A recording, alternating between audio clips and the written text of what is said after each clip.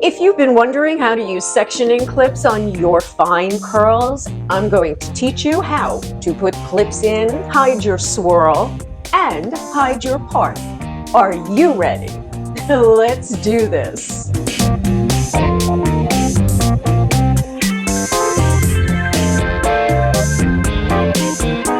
Hello, my curlies. Erica here from Coils and Curls, and welcome back to another Frizz-Free Friday. I have been getting so many requests for showing you guys how to use the clips for volume. So if you are struggling with curly, coily, or wavy hair that's not as thick as it used to be, I got you back. So when our hair is heavy and thick and wet and it's got product in it, your hair flops. So what you want to do is use the clips not only to get your hair in that upright position, but you also want to hide your part. Before I clip anything, I flip upside down and I pull from the scalp so that the hair is coming off of the scalp. This is the best way to start your hair in that volume position. So you shall see. So what I do is I pull everything so that it is upside down. You can see how I'm pulling it because I want everything to go into the position that I want it to be in. But notice how I am not pulling anything through my fingers. But now that I have everything off of the scalp, I'm going to scrunch gently, get those curls back in, make sure I've got some squish. Hopefully I'm not eating my mic again. When you come back up, your hair is going to be a lot more volumized. Now what you want to do is you want to make a part that isn't a part. So for my hair, I usually start around here so that I hide my receding hairline. So what you're really trying to do is stagger your part in a crisscross fashion so you don't see your part. You can take this one, and if it's too big, split it so that you're not making it so chunky, but you're making it so that your part isn't visible. As you can see right here, my hair lays flat and it comes forward. I hope you can see this. And this causes me to not get the height that I want. So I am pulling this to make sure it's off my scalp because this is getting clipped. So you see how curls are going underneath. Lift them up. Don't be afraid to lift. Just be gentle. So you can see when I'm lifting, and things like this that are coming forward, they need to be moved. Otherwise, I'm going to be flat and I won't have that volume. You see how big this is, this whole section? You need to break it, because if you don't, it's going to be laying flat against your scalp. And this, ladies and gentlemen, is why I break up my curls. So I have these here now so that they cover my receding hairline. I want my hair to go in this direction. So I am going to put the clip in that direction. If you put it the other way, it's flipping your hair backwards and creating a strange shape when it dries. You're going to take your clip and very gently, you are going to take a small section where you're trying to cover that part. And now you see the hair is in the upright position. Because I want to also make sure that this doesn't fall on me, we are going to use another clip. So now we're going to put in the second clip, and you see how it has the height started so that this way you're not laying flat. Now, if you have other areas where your hair tends to fall flat to your head, clip it. You know your hair best and you know what kind of shape you want. So it's all a matter of figuring out the best way to coax your hair into doing exactly what we want. I'm a Leo. I have to control it. And I'm not happy if it's not behaving. Sorry, it's my sign. I fit it perfectly. If there's anywhere else you feel like you need to clip, don't be afraid. Do not be afraid to clip. because this is how we get that volume back that we used to have. This side, you can also see how some of these pieces are stuck underneath other curls. You take a section, bring your fingers in gently so that you're lifting it away from your scalp. You can clip it any way that's going to work for you. For me, that works better because it takes more hair into that upright position. What I want to show you is that sometimes the clip will start to fall and you see how it's pulling the hair back down. You don't even need to take it out of your hair. All you need to do is open it and turn it. So in this case, I'm opening and you see how I'm turning the clip and then close it again. If you have fine hair, you're going to want to use a few more clips. You're going to want to keep your clips in until you're ready to diffuse so that it doesn't pull down all of your volume. Now it is time to take care of our swirl. This in the back is our swirl, and you can see which direction the hair grows in. Some people call it a cowlick, and some people might have a cowlick back there. But the majority of people, when they refer to the bald spot or the cowlick, it is your swirl, which is the pinpoint center of where your hair is starting to grow.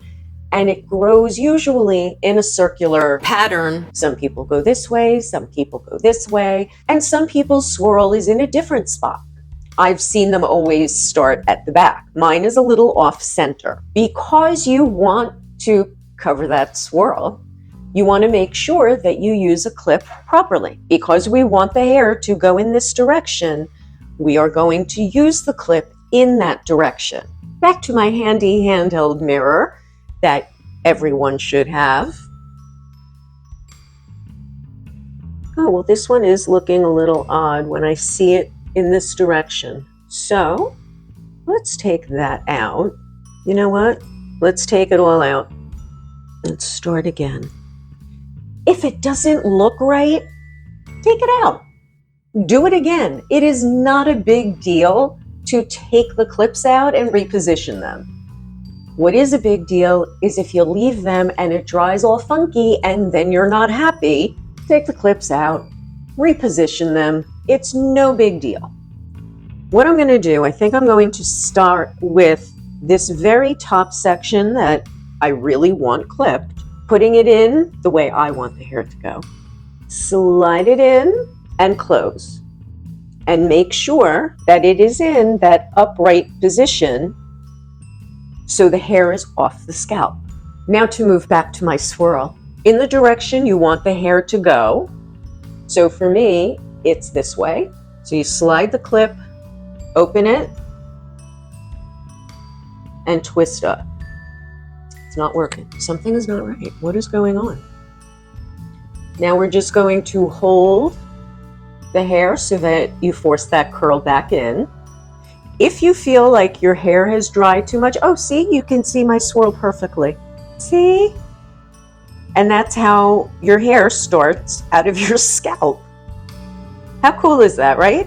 But at least now you got to see what a swirl looks like. It's hard to see your own, don't you think? I've shown you how to put the clips in. I've shown you how to fix a clip if it starts to fall. I've shown you how to clip your swirl so that it's not open and looking like a bald spot. And I showed you how to clip the crown so that you get that volume, especially if you have a flat skull like I do. You'll want to stick around to the end of this video to see the lines of demarcation that I am creating on purpose. My hair is dry, and I am hoping that I have enough lines of demarcation to show you how to fix them. When you have fine, thin hair, you only want to leave them in that position for 3 to 5 minutes. If you have thicker hair like I do, then 5 to 10 minutes instead. If you have super thick hair like I used to have, You could leave them in for 10 to 45 minutes and you're never going to see the line of demarcation. So don't even worry about it.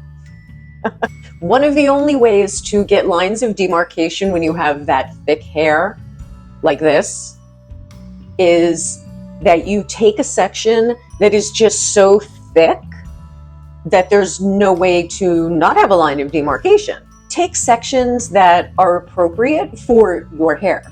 Let's take out my clips and hope for lines of demarcation so I can show you how to fix them. After I dried the hair, I wanted it to stay in that upright position. So I removed the clip that was going vertically and I stuck in a clip horizontally just to keep it all up. Remove the clip and ow! Try not to pull any hair. So you can see how high it is, but it is going to settle. Don't think that when you take the clips out, the hair is going to stay that way. You know, our hair falls during the day. We always have to flip over and fluff. Don't worry about it. This one, let's hope there is. Oh, crap. I don't even know where my part is supposed to be. Okay, I am very confused. This was not supposed to be the part, I don't think. This is a line of demarcation. And even if it's not, we're going to say it is. Depending on your hair, if you have fine hair, you can probably just put a clip in and then hit it with some heat, let it cool down, and when you take the clip out, you should be good. If you have slightly thicker hair that might be a little more stubborn, you're going to want to give it a little spray with the spray bottle. Don't saturate it. You just want to spray at the scalp so that this way you can close that up and then hit it with some heat. I am going to show you what to do. We are going to take the clip and let's see. Do I put some water on it first? Oh, look at this line too. What happened here? Look at all of these curls that came forward that were not supposed to come forward. Misbehaving curls. First, we will try to fix this without the water and just the heat from the Bellissima Dyphon Supreme diffuser. I'm going to put it on the second heat setting.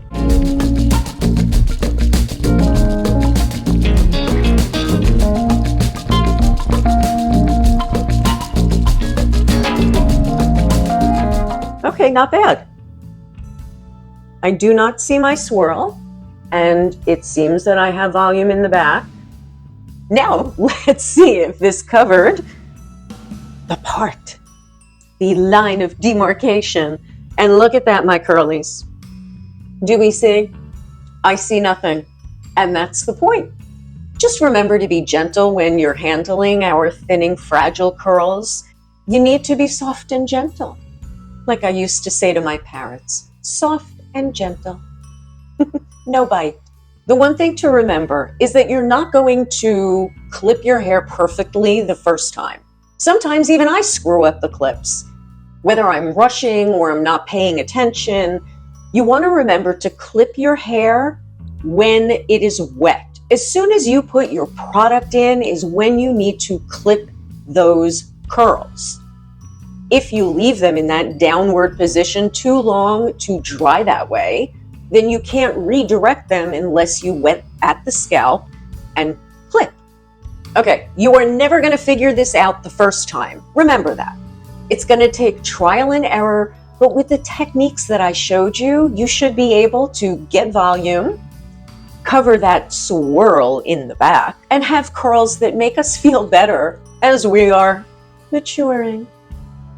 Let's face it, when we see our curls fuller, it makes us feel better. I know it makes me feel better. When my curls are flat, I think, damn, I'm getting old. Whether you have naturally fine curls or you've noticed your curls thinning over the decades, then these tips and techniques will help you achieve our voluminous head of curls like we used to have, or close to it. If you found this video helpful, hit that thumbs up. Try these techniques and share with me in the comments how they worked for you. or leave a comment with a question you might have. Don't forget to subscribe to my channel, because if you haven't, what are you waiting for? I did have a website name change. The new website is www.curldresser.com, right here. I had someone recommend that people don't like to click on links that have a number in them, and I wasn't aware of that when I built my website. The change is for you, my subscribers, to feel more comfortable going to my website. All of my affiliate links are on my website under recommended products. Just click on it. It'll take you to all of my affiliate links. Another video in the can, my girlies. And with that, I will say, ciao for now. To kind of hide your part a little, but yes, meow, meow. Great. That's when these came into being. Oops. The clip is getting put in. I'm slipping. Ah!